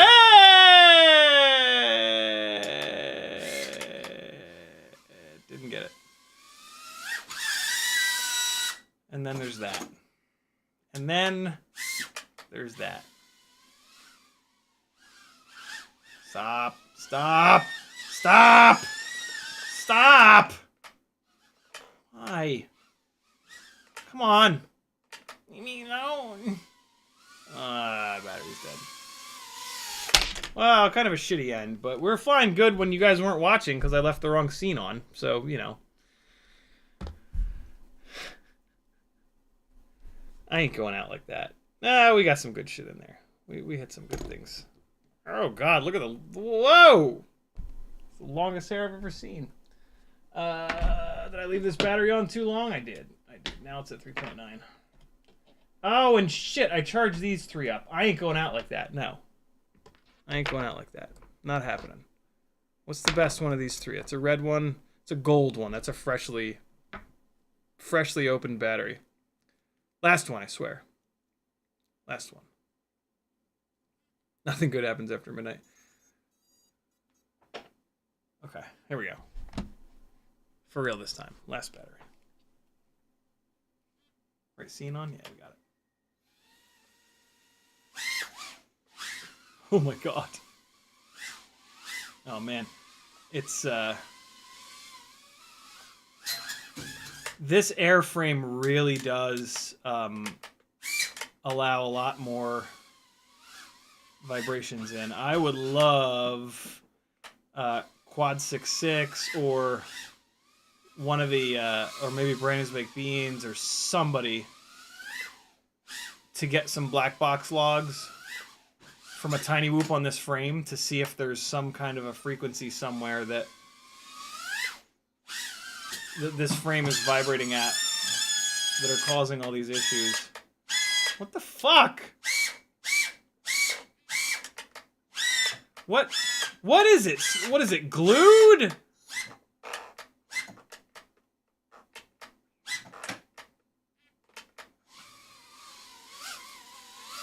Where was it?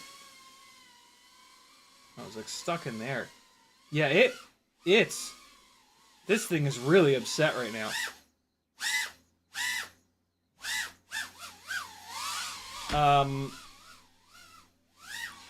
Yeah, I mean, I love that this airframe is lighter, don't get me wrong, but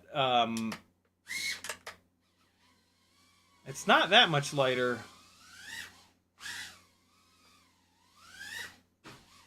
And I mean, I don't have prop wash, so it's kind of an easy decision, but still, it's I do appreciate how much stiffer the regular Meteor frame is. Oh god, I just went full throttle into the ground on that one.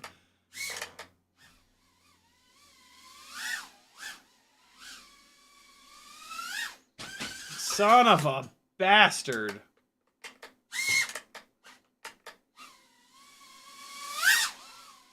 Oh boy. I thought it would rotate more than that. Come on!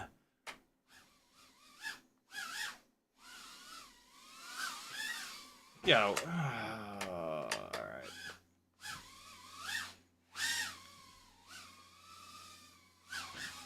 Son of a bitch. I can't string anything together. It's just I can get one single thing and then oh my god. What the hell? Come on, fucker. Oh god. Alright, well, nothing good really does happen after midnight. God damn you.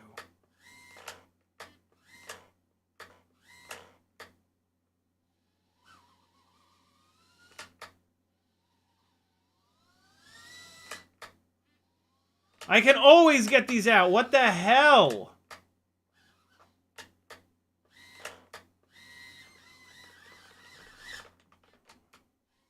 There it is. We got it.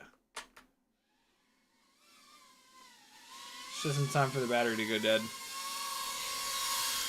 Ah. Oh god, it's my neck. Alright, well, those were 2 of the worst batteries I've flown in a long time, but you guys are probably used to that by now. CBR says those switches are taking a beating. Yeah, I pound the shit out of these switches. FR Sky though, man, you know? Come on. King Dingaling with these... Oh, God, the transmitter battery is at 5.5 volts. How the hell is that still working? I need to swap that out. I got another one on the charger right now. I forgot to hit the start button, though. Thanks for hanging, my friend. CiottiFPV.com to support your buddy. Yeah. See you guys on Wednesday. Whoop Wednesday time. If you think of something fun that you want to see me do, message me and let me know. And I might do it. Because I don't really have anything in mind for this Wednesday. Maybe we can... I'll probably end up diving into a build that's just been sitting around. So, yeah, we got a couple of tiny whoop builds that need some love. And so, yeah, I'll probably dive back into those on Wednesday. Cool. Because I think we've tested this airframe pretty thoroughly. It's great. Weighs a little bit less. Definitely more floppy. You're going to have to back your PIDs off and maybe even add a little bit more filtering. Although I don't think the extra filtering that I added is really doing anything, so I'll probably pull that filtering back out. Yeah. It's not bad, though. It's not the end-all, be-all frame. It comes with some compromises, for sure, as most things do. So, yeah, keep that in mind if you're thinking. I mean, it's fucking $4, so get it anyway. Maybe your tune is already in a position where it'll work totally fine, you know? Give them one a shot. Thanks for hanging, friends. Whoop Wednesday coming at you at some time. 6 o'clock? Looks like 6 o'clock.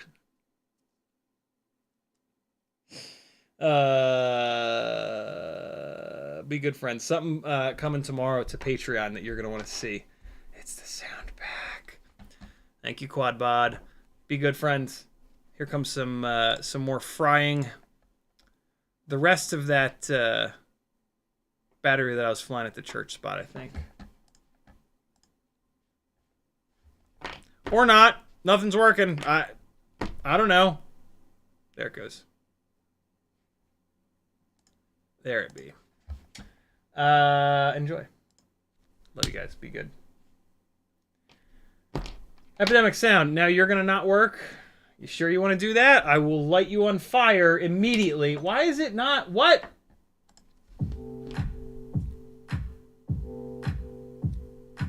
Oh, this is the one. You know this is the one. Uh-huh. Yep. Give me some. Oh, he's saying bad words. I like it even more now. Later! Trying to get saved, baby, I am not the answer. No, I can never trick on the bitch unless the bitch is my bitch with a kiss on my lips like, I am not a pimp with a limp. I'm a man with a gift and I'm doing my shit like, tell them other niggas I'm the nigga. I'm the man in the city and my bank account bigger and my body count bigger. That's without a doubt, nigga. I'm 100 steps ahead. That's a lot of mouth, nigga. That's a lot of clout, nigga. What you all about, nigga? What your dollar amount, nigga? You a boy scout, nigga. I'm a big dog. Tell the truth, I don't get y'all. This shit sounding corny. Motherfucker, turn this shit off, bro. I can't rap how everybody else rap, bro. Everybody talking about hoes, cars, clothes, chains, and money. That shit corny as fuck. I don't want to rap about that corny ass shit. Motherfucker, I've been mortified, fortified, feeling like a Mordecai. I ain't regular, feel like Jordan wearing 45. Traumatized, victimized, seen some of my niggas die. Knock you off a base with a bat when them niggas slide. Homicide, genocide, televised, emphasize, perpetuating war. Tell that nigga he gon' pick a side.